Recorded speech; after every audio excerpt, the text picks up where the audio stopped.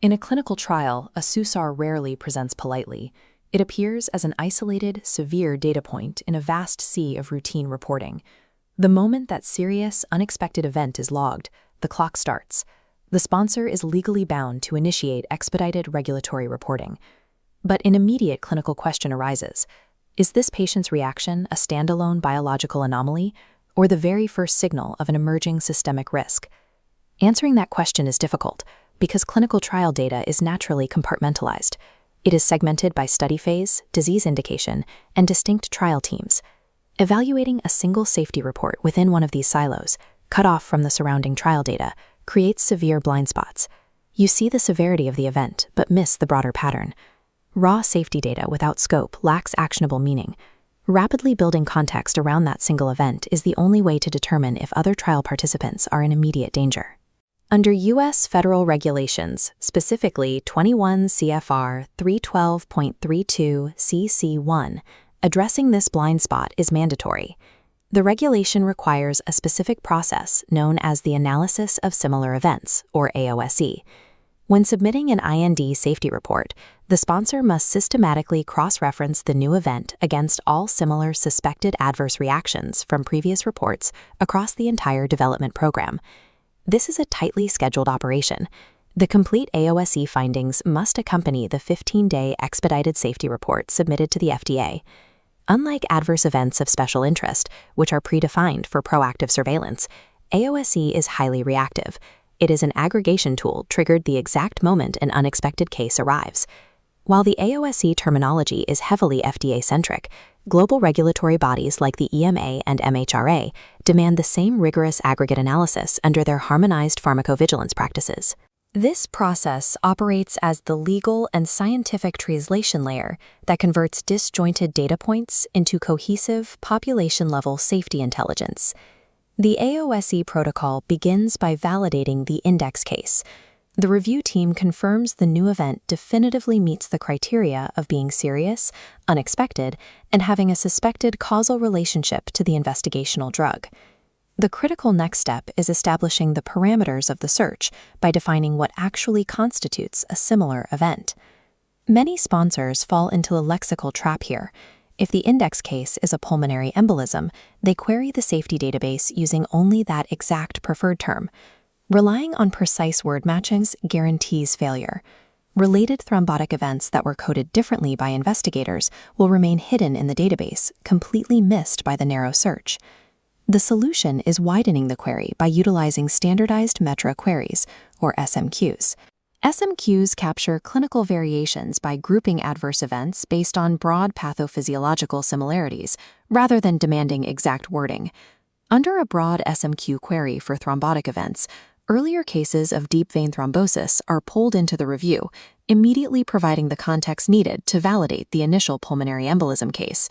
Biological similarity must override lexical exactness to prevent severe gaps in the safety profile. With the search parameters set, the team executes the cross-trial interrogation. The regulatory scope here is absolute. Sponsors must query all investigational new drug applications they hold for that specific active moiety across every study. Keeping early phase and late phase trial data segregated during this step introduces dangerous blind spots. The databases must be broken open and queried together. A highly effective optimization technique at this stage is pulling non-serious treatment-emergent adverse events into the analysis pool alongside the severe cases. In Phase 1 and 2 trials, patient volumes are too low to achieve statistical certainty on severe events alone. Non-serious events often reveal early trends before severe toxicity fully manifests. If the drug is already marketed globally, the data extraction must also pull in post-marketing reports and global pharmacovigilance literature. A true biological signal only emerges when the entire unsiloed portfolio of data is forced into a singular comparative pool. Step 4 is conducting a comparative analysis on that newly aggregated data. Simply counting the number of adverse events is insufficient. The numbers must be evaluated against statistical context. This chart visualizes the core calculation required, measuring the observed frequency of the clustered adverse events over time. That observed rate is then evaluated against the expected baseline, the natural background incidence of that exact event within the specific patient population being studied. To ensure accuracy, the review tabulates operational variables, including patient demographics, the onset timing of the event, and any concomitant medications. Investigators look for temporal clustering, checking if these similar events consistently happen within a specific timeframe after dosing.